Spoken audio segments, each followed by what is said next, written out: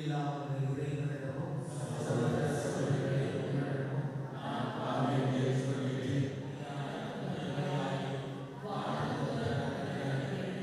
சகோதர சகோதரிகளே,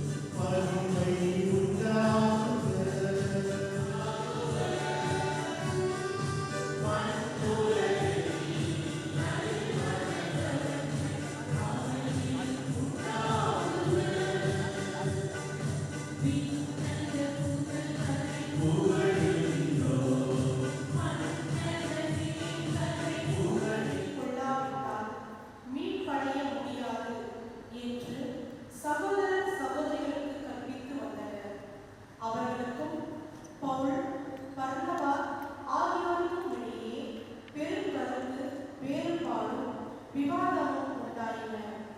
எனவே பவுலும் பர்னபாவும் அவர்களுள் சிலரும் எருசலேமுக்கு சென்று திருத்தூதர்களிடம் மூப்பர்களிடமும் இந்த சிக்கலை குறித்து கலந்து பேசுமாறு நியமிக்கப்பட்டனர். பின்பு திருத்தூதர்களும் மூப்பர்களும் திருச்சபையார் அனைவரும் தம்முள் சிலரை தேர்ந்தெடுத்து அவர்களை பவுலோடும் பர்னபாவோடும் அந்தியோகியாவுக்கு அனுப்புவது என்று தீர்மானித்தனர். அவ்வாறே அவர்கள் சகோதரர்களிடையே முதன்மை இடம் பெற்றிருந்த பர்சபா என அழைக்கப்பட்ட யூதேயாவையும் சீலாவையும் தேர்ந்தெடுத்தார்கள். பின்பு அவர்கள் ஒரு கடிதத்தை எழுதி அவர்கள் கையில் கொடுத்து அனுப்பினார்கள். அக்கடிதத்தில் திருத்தூதரும் மூப்பரும் சகோதரருமாகிய நாங்கள் அந்தியோகியா, சிரியா, சிலிசியா ஆகிய இடங்களில் உள்ள பிற இனத்து சகோதர சகோதரிகளுக்கு வாழ்த்து கூறுகின்றோம். எங்களுள் சிலர் அங்கு வந்து தங்களுடைய பேச்சால் உங்களது மனதை குழப்பி உங்களை கலக்கமுற செய்தனர் என்று கேள்விப்பட்டோம். இவர்களுக்கு நாங்கள் எந்த கட்டளையும் கொடுக்கவில்லை. எனவே நாங்கள் ஒரு மனமுடன் கூடி வந்து சிலரை தேர்ந்தெடுத்து எம் அன்புக்குரிய பர்னபா, பவுல் ஆகியோரோடு உங்களிடம் அனுப்புவதென்று தீர்மானித்தோம். இவர்கள் இருவரும் நம் ஆண்டவர் இயேசு கிறிஸ்துவுக்காக தங்கள் உயிரை கொடுக்க துணிந்தவர்கள். எனவே நாங்கள் யூதேயாவையும் சீலாவையும் உங்களிடம் அனுப்புகிறோம். அவர்கள் நாங்கள் எழுதுகிற இவற்றை தங்கள் வாழ்நாள்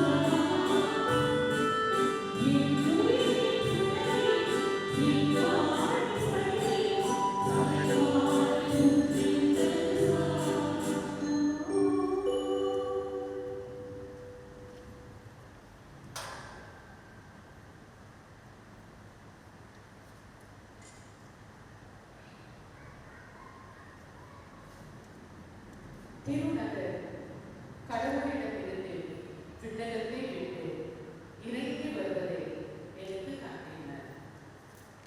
திருத்தூதர் யோவான் எழுதிய திருவெளிப்பாட்டிலிருந்து வாசகம். அதிகாரம் 21 இறைவார்த்தைகள் 10-14 மற்றும் 22-23. தூய ஆவி என்னை ஆட்கொள்ளவே அந்த வானதூதர் ஒரு பெரிய உயர்ந்த மலைக்கு என்னை கொண்டு சென்றார். திருநகரான எருசலேம் கடவுளிடம் இருந்து விண்ணகத்தை விட்டு இறங்கி வருவதை எனக்கு காட்டினார். அதில் கடவுளின் ஆட்சி விளைவேற்று விலை உயர்ந்த கல் போன்றும் படிகற்கள் போன்றும் அதன் ஒளி பளிச்சென துலங்கியது. அதை சுற்றி பெரிய உயர்ந்த மதிலும் அதில் 12 வாயில்களும் இருந்தன. வாயில்களுக்கு பொறுப்பாய் 12 பொறிக்கப்பட்டு இருந்தன. கிழக்கே 1, வடக்கே 1, தெற்கே 1, மேற்கே 3மாக அவை அமைந்திருந்தன. நகரின் மதில் 12 அடிக்கற்களை கொண்டிருந்தது. அவற்றில் ஆட்டுக்குட்டியின் 12 திருத்தூதர்களின் பெயர்களும் எழுதப்பட்டிருந்தன. நகருக்குள் கோவில் காணப்படவில்லை. ஏனெனில் எல்லாம் வல்ல கடவுளாகிய ஆண்டவரும் ஆட்டுக்குட்டியுமே அதன் கோவில். அந்நகருக்குள் ஒளி கொடுக்க கதிரவனோ நிலவோ தேவைப்படவில்லை. கடவுளின் ஆட்சியே அதன் ஒளி, ஆட்டுக்குட்டியே அதன் விளக்கு. இது ஆண்டவர் அருள் வாக்கும் இறைவனாக நன்றி.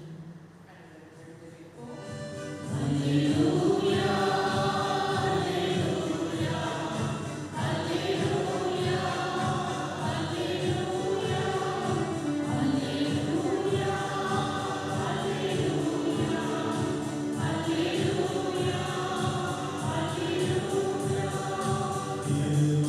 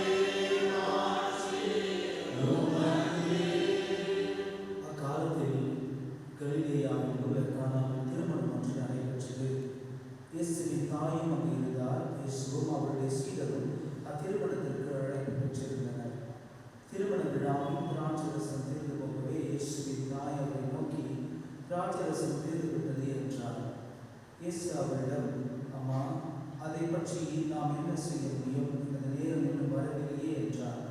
இயேசுவின் தாய் பணியாளர்களிடம், அவர்களுக்கு சொல்வதை எல்லாம் செய்யுங்கள் என்றார்.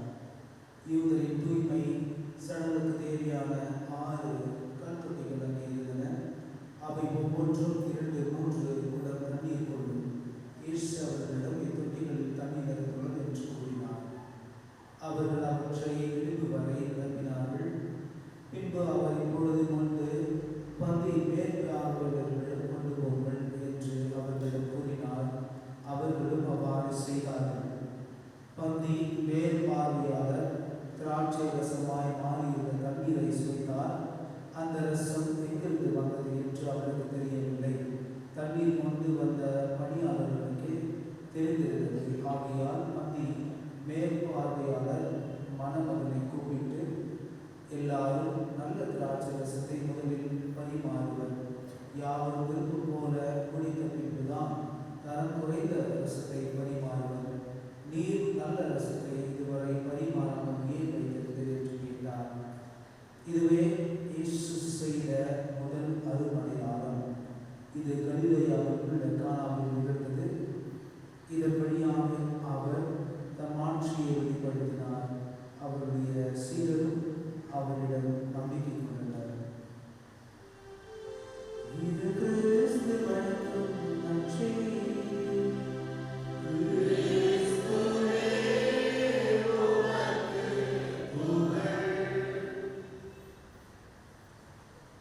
இயேசுவில் பிரியமான சகோதர சகோதரிகளே, சந்திராயம் நடிகா சொல்றார். கடவுளாகிய ஆண்டவர் நம்மை அவருடைய அன்பை வெளிப்படுத்த நம்மை இந்த உலகத்தில் படைத்தார். அந்த அன்பு எப்பொழுதும் மனிதர்களிடையே நிலைத்திருக்க வேண்டும் என்று மனிதர்களை படைத்த பின்பு அனைத்தையும் மனிதர்களிடையே ஒப்படைத்தார். என்றால் மனிதர்கள் மூலமாக அந்த அன்பு எப்பொழுதும் இந்த உலகத்தில் நிலைத்திருக்க வேண்டும் என்று. ஆனால் மனிதர்கள் அந்த உலகை, அந்த அன்பை புரிந்து கொள்ளவில்லை. பாவத்தினால் அந்த அன்பை மனிதர்கள் புரிந்து கொள்ள இயலவில்லை. ஆனாலும் கடவுள் அவர்களிடம் தொடர்ந்து அவர்களை அன்பு செய்து கொண்டிருக்கிறார். கடைசியாக அவருடைய உரைத்தல் மகன் மூலமாக முழுமையாக அவருடைய அன்பை உலகத்தில் வெளிப்படுத்துகிறார். இயேசு கிறிஸ்து இந்த உலகத்துக்கு வந்து எப்படி நாம் கடவுளுடைய அன்பை புரிந்து கொள்ள வேண்டும், எப்படி அந்த அன்பை மற்றவர்களுக்கு வெளிப்படுத்த வேண்டும், எப்படி அந்த அன்பில் நிலைத்திருக்க வேண்டும் என்பதை இயேசு கிறிஸ்து தன்னுடைய வாழ்க்கை மூலமாக கொடுக்கிறார். அந்த அன்பை பற்றி தான் எனக்கு பேசுகிறேன். அந்த அன்பு எப்பவுமே நமக்குள்ளே இருக்கணும். கடவுள் எதுக்காக நம்ம வச்சார்? அவருக்குள்ளே இருக்கணும்.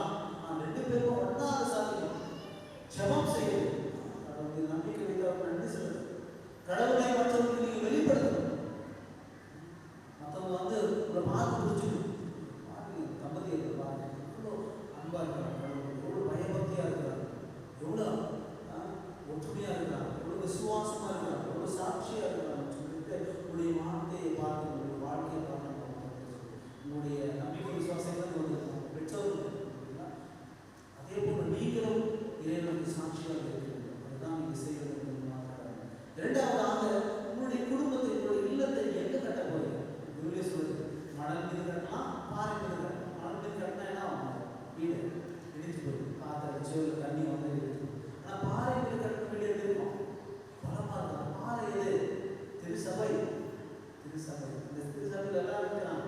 புனிதர்கள் இருக்கிறாங்க, இறைவன் இருக்கிறார், அன்னை மரியாதை இருக்கிறாங்க, எல்லா சகோதர சகோதரிகள் பெற்றோர்கள் எல்லாம் இருக்கிறாங்க.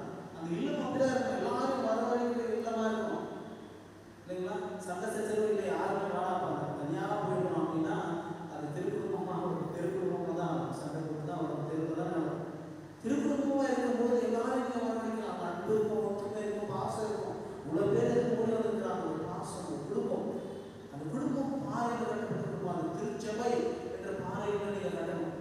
இறைவனுடைய சமூகத்தில் நீங்கள் செலுத்தி வளரணும். உங்களை பார்த்து எல்லாரும் மகிழ்ச்சி படணும். பாருங்க, அவங்க 2 பேரும் கல்யாணம் பண்ணி வச்சோம், எவ்வளோ செழிப்பாக இருக்கிறாங்க, எவ்வளோ சந்தோஷமாக இருக்கிறாங்க, எவ்வளோ ஒற்றுமையாக இருக்கிறாங்க, எவ்வளோ அன்பாக இருக்கிறாங்க. குடும்பத்துக்கு வரவங்கலாம் அந்த இல்லம் அடைமானம்.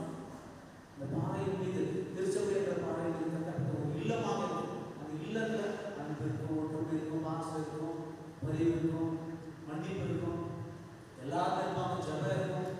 ஒரு திருக்குடும்பமாக இறைவனுடைய பிரசனை இருக்கும், அன்னை மரியாதை பிரசனை இருக்கும், அனைத்து புனிதர்களுடைய பிரசனை இருக்கும். எல்லாரையும் வரவேற்பீங்க. அம்மா வேணும், அப்பா வேணும், எல்லாருமே இருக்கும். இந்த இல்லம் ஒரு நல்ல ஒரு இல்லமாக. அப்போ சந்திப்பு தெரியும். மரியாவுடைய தந்தை தாயர்கள், என்னுடைய பெற்றோர் இவ்வளோ கஷ்டப்பட்டு மரியா வளர்த்துருக்காங்க. அவங்க கேள்வி கொடுக்குறாங்க, அவங்களுடைய பெற்றோர் உங்களுடைய பெற்றோர்கள் ஆகிறாங்க. அதே போல் சந்திப்போட பெற்றோர்கள் மரியாவோட பெற்றோர்கள் ஆகிறாங்க. கல்யாணம் ஆன உடனே 2 பேரும் ஒன்றா ஆகிடுங்க. ஆனால் அவருக்கு என்ன இருக்குமோ அதெல்லாம் அவங்களுடைய விருப்பமாகும். அவர்களே யாரெல்லாம் சொன்னாங்க அவங்க சொந்தக்காரர்கள் ஆகணும். அது ஒற்றுமை, வேறுபாடுகள் இருக்காது. அப்போ அந்த குடும்பத்தில் நல்ல ஒரு பண்பை நாம் பார்க்க முடியும். அந்த குடும்பம் வளர்ந்து பெரியாகும். பிறகு அவங்களுடைய குடும்பத்தை வளர்ந்து நிறைய பேர் தான் ஈசாக்குடைய குடும்பம் ஒரு தலைமுறை இருக்கிறாங்க இல்லையா? அதுதான் அந்த தலைமுறைனா இவ்வளோ பேர் தாத்தா பாட்டி சம்பவங்கள் எல்லாம் இவ்வளோ பேர் இருக்கிறாங்க. மாதிரி ஒரு இல்லமாக நீங்கள் மாற்றணும். அது உங்களுடைய கையில் இருக்கு. 3ஆவதாக நீங்கள் உடன்படிக்கை செய்வது. என்ன ஐயா, உடன்படிக்கை யார் கூட செய்வது? கடவுள் முன்னாடி கடவுள் ஒரு உடன்படிக்கை செஞ்சாலே நான் உங்களுடைய தந்தையாக இருக்கிறேன், பிள்ளைகளாக. அதே போல் நீங்கள் ஒரு உடன்படிக்கை செய்யணும். அது என்ன உடன்படிக்கை? இன்பத்திலும் கஷ்டத்திலும் கல்யாணம் சொல்லலாம். ஆனால் எப்பவுமே கூட அதெல்லாம் நிறைய பேர் வந்துடுறாங்க. கல்யாணம் ஆனது தான் அதனால எப்படியாவது வந்துடுறாங்க. பொழுதும் எல்லா சூழ்நிலையிலும் நோய் நொடியாக இருக்கட்டும், கஷ்டமாக இருக்கட்டும், வேதனையாக இருக்கட்டும், உன்னை விட்டு போக மாட்டேன் அப்படிங்கிறத ஒரு சும்மா வார்த்தையில் சொல்றது உடன்படிக்கை, பிரமாணிக்கை. அந்த பிரமாணிக்கத்துக்கு நீங்கள் எப்பவுமே உண்மையாக இருக்கும், சத்தியமாக இருக்கும். என்னதானாலும் கூடாது, விட்டு போகக்கூடாது. ஒரு வண்டி கூட கொடுத்துலாம் பழசாயிட்டேன். பிரமாணிக்கத்தை கடைசி வரைக்கும் இருக்கும். 2 பேரும் பணம் முதல் ஒருவராக போய் 2 பேராக இருந்தீங்க, ஒரு குடம் ஒரு உடல். அப்படின்னா 2 பேருக்கும் மோட்சத்துக்கு போகணும். ஒருத்தரா புரிஞ்சா மரியாதை தனியாக போக முடியாது, சந்தி தனியாக 2 பேரும் ஒன்றா போக மாட்டாங்க. ஒரு உடல் ஒரு உடல் வேண்டாம்னு சொல்ல முடியாது. இந்த திருமணம் இருக்கிறது வந்து 1000 பேர் சொன்னாங்க இல்லை அப்படின்னா என்ன அர்த்தம்? நீண்டாண்டு காலம் forever அழியாத அந்த திருமணம் இருக்கணும். ஒன்றாக அந்த வானத்துக்கு செல்ல வேண்டும், இல்லத்துக்கு செல்ல வேண்டும், அந்த முடிவாக வாழ்வை வாழ வேண்டும். அதுதான் நீங்கள் செய்ய வேண்டும். பிரமாணிக்கமாக இருக்கும் அந்த உடன்படிக்கை. எல்லாரோட சூழ்நிலையிலும் எப்போது நடந்து கொள்ள வேண்டும். நாம் வந்து சமூக முன்னாடி 2 பேரும் பிரமாணிக்க செஞ்சுக்கிட்டோம். உங்களுக்குள்ள வேறுபாடுகள் வரலாம், கஷ்டங்கள் வரலாம், அதை திருத்திக் கொள்ள வேண்டும். எத்தனை சொல்லியிருக்கோம்? 4வது வந்து உங்களுக்குள்ள ஒரு தாழ்வு நிலை. ஒருத்தர் தாழ்ந்துட்டு கரெக்ட் பண்ணி சரி செய்து தப்பு நடக்கலாம்.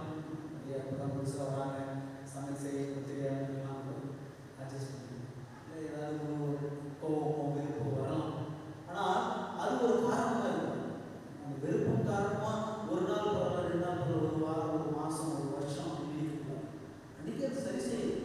பரவாயில்ல, என் மனைவி தானே தெரியாமல் செஞ்சுட்டார், என் கணவன் தானே தெரியாமல் செஞ்சுட்டார், மன்னித்து வச்சுக்கணும். அது ஒரு எனக்குள்ள ஒரு காரணம் ஆண்டவரை கடவுளே பாருங்க தனியே தாழ்த்தி யாரும் இருக்கிறாங்க. அதாவது உலகத்தையே படித்தவர் நினைச்சிருந்தா எல்லாரையும் பழி வாங்கி எல்லாரையும் சாதிச்சு தாழ்த்தி மற்றவருடைய வாழ்க்கைக்காக, மற்றவருடைய ரட்சிப்புக்காக தண்ணியை தாழ்த்துவதற்கு அனுப்பப்பட்டார். அது தாழ்வுல வேணும். ஒருவருக்குள்ள விட்டு கொடுத்தார். அப்படி சொல்றாங்கல்ல, விட்டு கொடுத்து போனையா, அனுசரிச்சுட்டு போனோம்.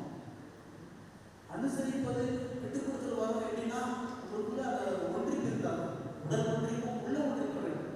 சந்திப்புக்கு சொல்லாமே புரியும். என்ன நிறையா இருக்குது, என்ன எப்போ தலைவலி வரும், எப்போ கோவம் வரும், எப்போ வெறுப்பு வரும், என்ன பிடிக்கும் பிடிக்காது,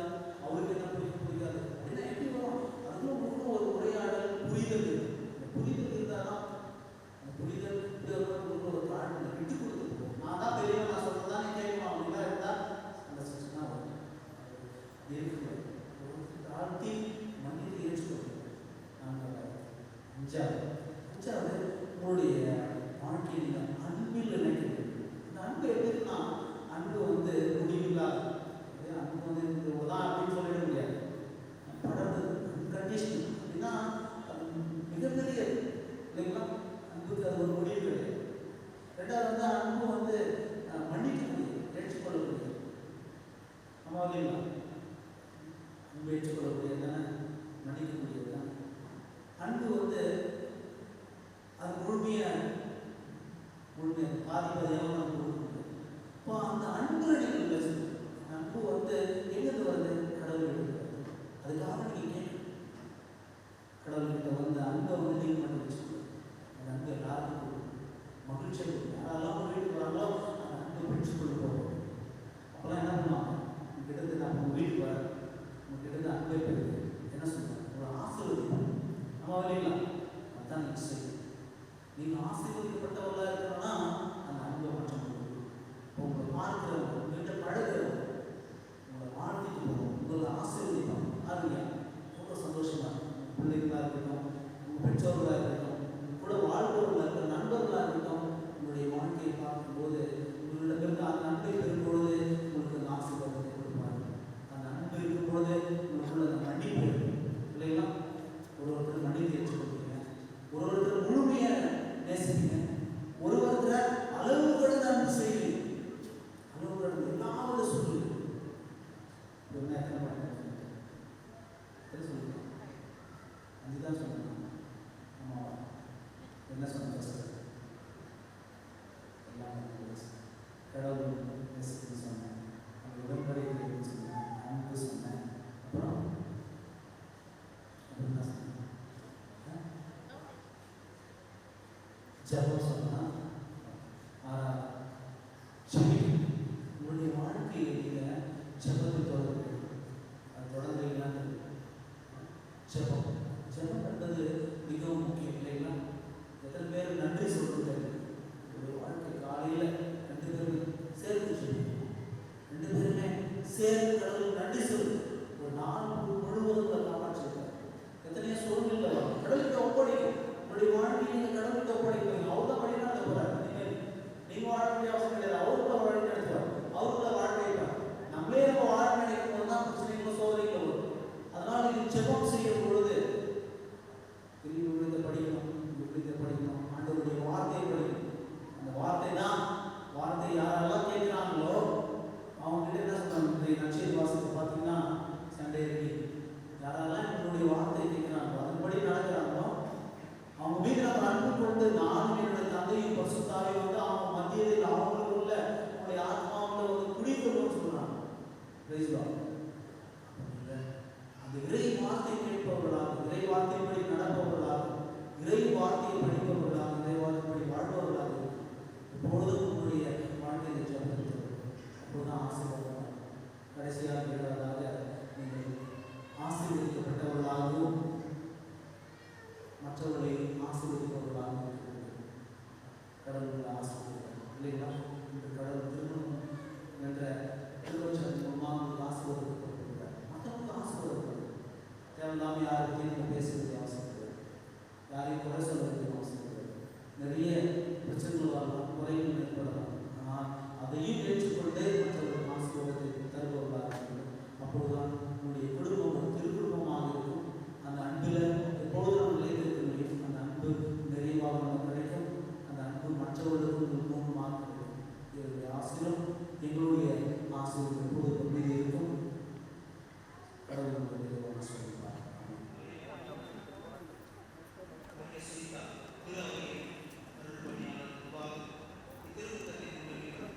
திருப்பதி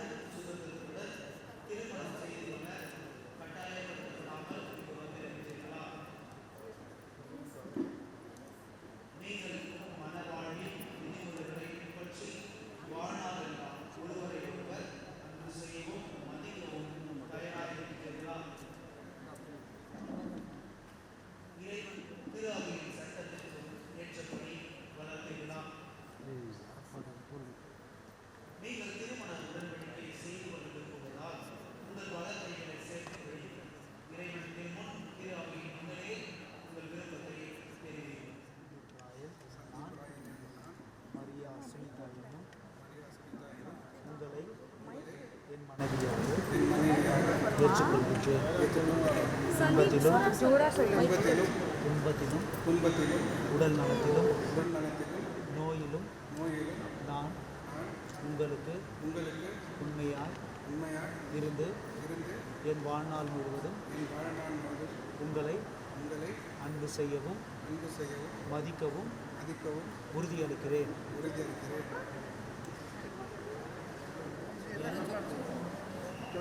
என் கணவராக ஏற்றுக்கொள்கின்றேன்.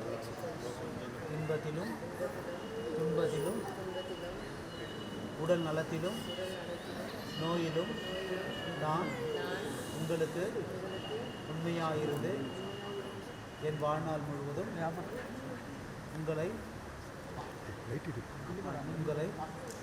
அன்பு செய்யவும் உறுதியளிக்கின்றேன். இந்த விருப்பத்தை ஆண்டவர் கனிவுடன் உறுதிப்படுத்தி தம் ஆசியை எங்கள் மீது நிறைவாய் பொழிந்தருள்வாராக. இறைவன் நினைத்ததை மனிதன் பிரிக்காதிருக்கட்டும். ஆமென்.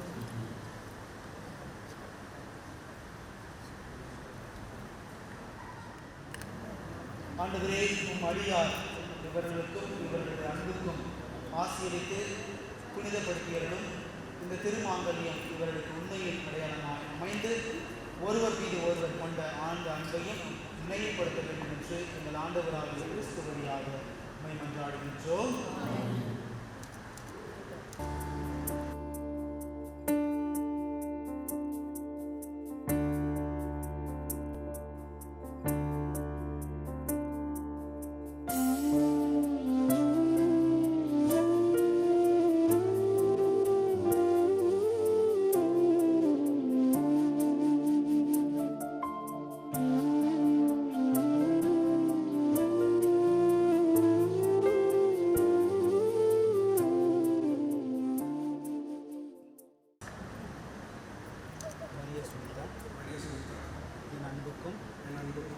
நேர்மைக்கும் அடையாளமாக இந்த திருமாங்கல்யத்தை தந்தை மகன் தூய ஆவியாரின் பெயரால் அணிந்து கொள். என் அன்புக்கும் நேர்மைக்கும் அடையாளமாக இந்த திருமாங்கல்யத்தை தந்தை மகன் தூய ஆவியாரின் பெயராலே அணிந்து கொள்கின்றேன்.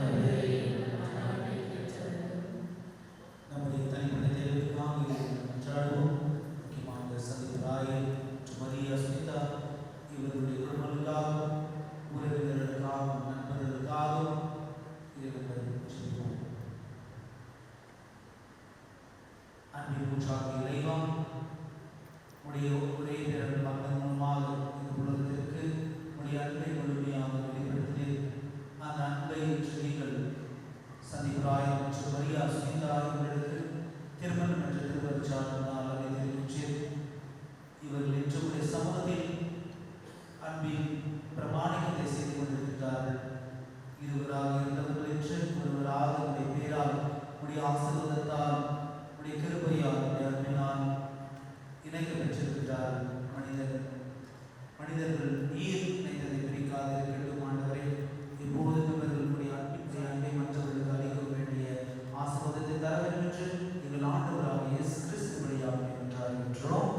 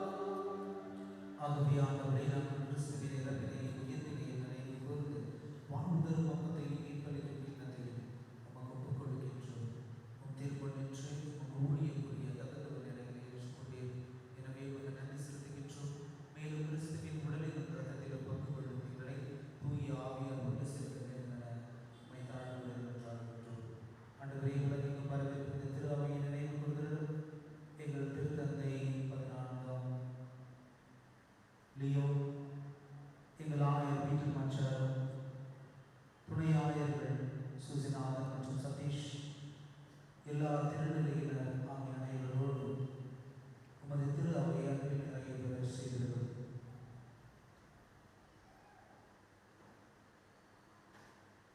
ஆண்டவரே, இன்று திருமணத்தால் ஒன்றிணைக்க திருமணம் கொண்ட சந்தீப் ராயன் மற்றும் மனித சுனிதா இவர்களை நினைவு கூர்தலும் இவ்வாறு அருணாளோடு மற்றவர் கூடிய அன்பிலும் அமைதியிலும் இவர்கள் நிலைத்திருக்க செய்கிறதும், மேலும் உயிர்த்தெழுந்த நோக்குடத்தில் குழந்தைகள் சகோதர சகோதரிகளையும் இருந்தோர் அனைவரையும் இறக்கத்துடன் நினைவு கூர்ந்து மது திருமுகமையும் ஏற்றிடும்.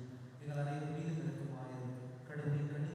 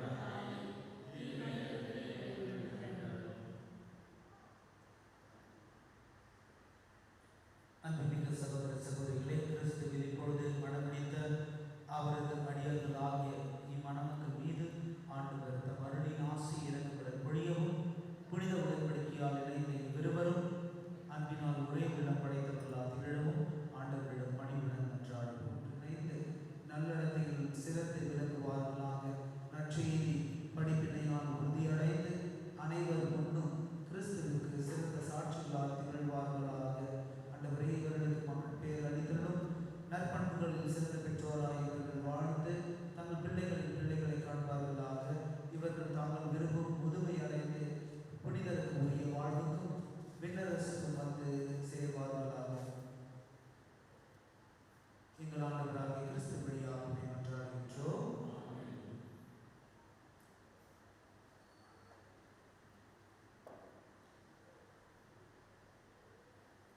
ஆண்டவரே இயேசு கிறிஸ்துவே, அமைதியை உங்களுக்கு விட்டு செல்கின்றேன், என் அமைதியை உங்களுக்கு அளிக்கின்றேன் என்று உம் திருத்துதலுக்கு மொழிகிறேன்.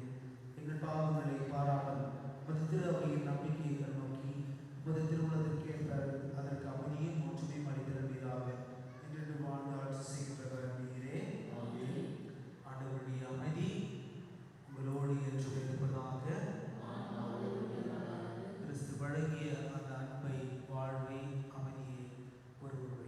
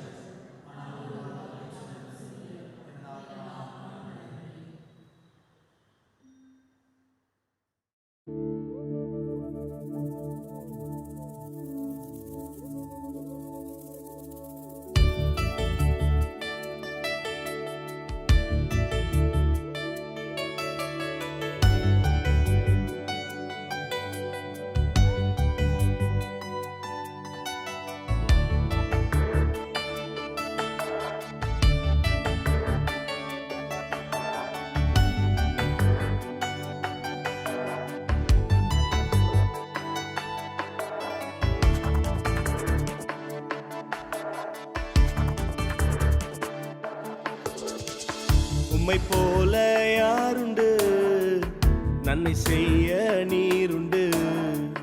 உம்மைத்தானே நம்புவேன் என் தேவா. உம்மை போல யாருண்டு, நன்மை செய்ய நீருண்டு. உம்மைத்தானே நம்புவேன் என் தேவா. உம்மைத்தான் எந்தன் வாழ்வேன் ஆதாரமாய் நினைத்து உள்ளேன். நீரில்லா எந்தன் வாழ்க்கை வீணாய்த்தானே போகுதையா. உம்மைத்தான் எந்தன் வாழ்வேன் ஆதாரமாய் நினைத்து உள்ளேன். நீரில்லா எந்தன் வாழ்க்கை வீணாய்த்தானே போகுதையா. எல் ஷடாய் ஆராதிப்பேன், எலோஹீம் ஆராதிப்பேன், அடோனாய் ஆராதிப்பேன், யெஷுவா ஆராதிப்பேன். எல் ஷடாய் ஆராதிப்பேன், எலோஹீம் ஆராதிப்பேன், அடோனாய் ஆராதிப்பேன், யெஷுவா ஆராதிப்பேன்.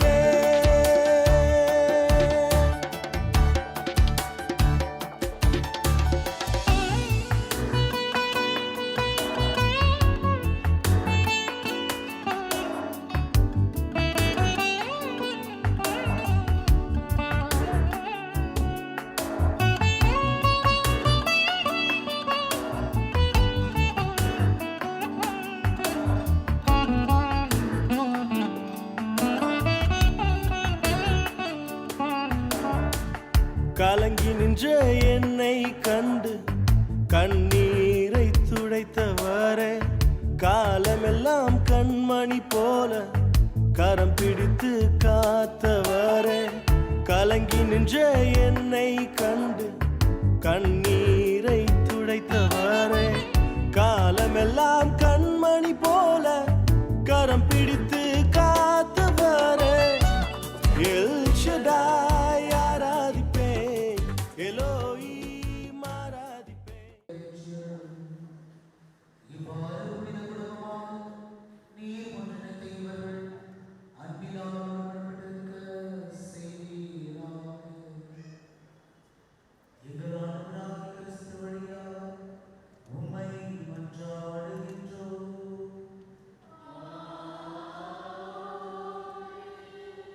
ஆண்டவர்களோடு இருப்பாராக.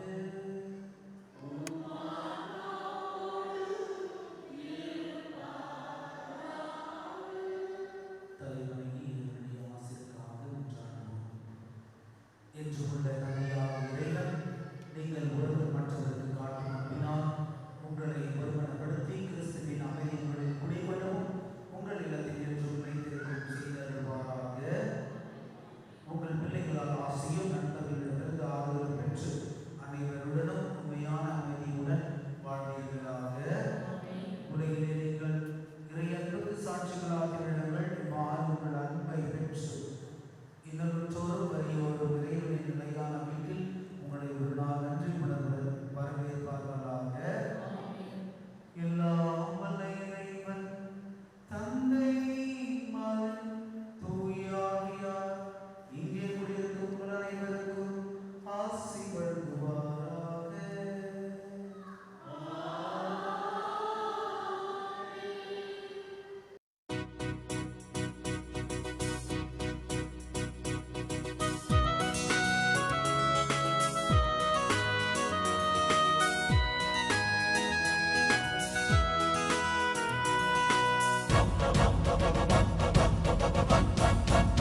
Congratulations, அன்புடன் பாடி ஆனந்தமான இந்த நாளில் கூடிடுவோம்.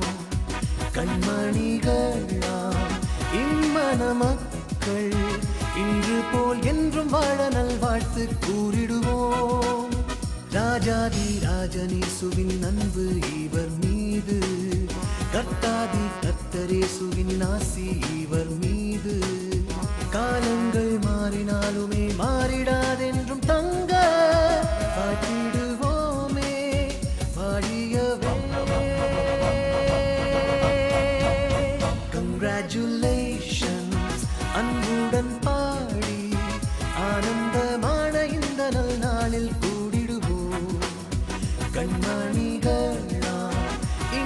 இம்மன மக்கள் இன்று போல் என்றும் வாழ நல்வாழ்த்து கூறிடுவோம்.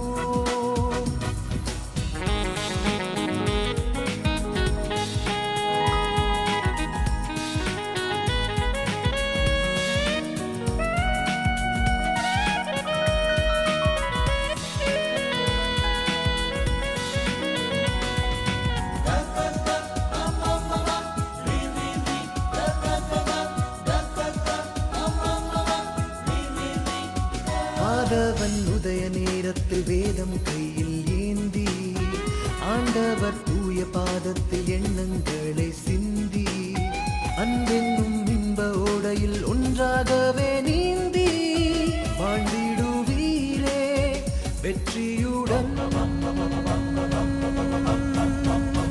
Congratulations அன்புடன் பாடி ஆனந்தமான இந்த நல் நாளில் கூடிடுவோம்.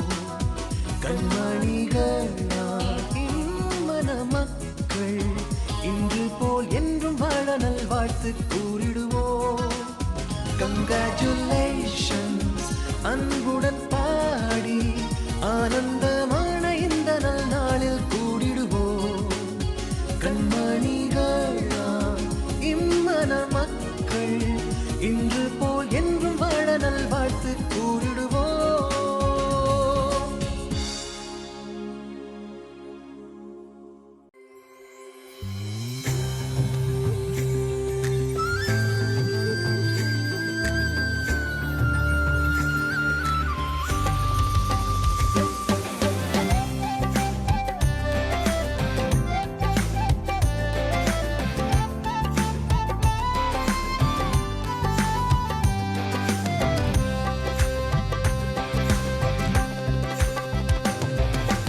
ஆசீர்வாத மழை பொழியும் காலம் இதுதானே. ஆவியானவர் காற்றாய் வீச பெருமழை பெய்திடுமே. ஆசீர்வாத மழை பொழியும் காலம் இதுதானே. ஆவியானவர் காற்றாய் வீச பெருமழை பெய்திடுமே. உன்னதத்திலிருந்து உன்மேல் ஆவியை ஊற்றிடுவார். உலர்ந்து போன உன்னை இயேசு உயிர் பெற செய்திடுவார். உன்னதத்தில் இருந்து உன்மேல் ஆவியை ஊற்றிடுவார். உலர்ந்து போன உன்னை இயேசு உயிர் பெற செய்திடுவார். உங்கள் துக்கம் சந்தோஷமாய் மாறும் நேரம் இது. உன் கவலை கண்ணீர் முற்றிலுமாய் விலகும் நேரம் இது. உங்கள் துக்கம் சந்தோஷமாய் மாறும்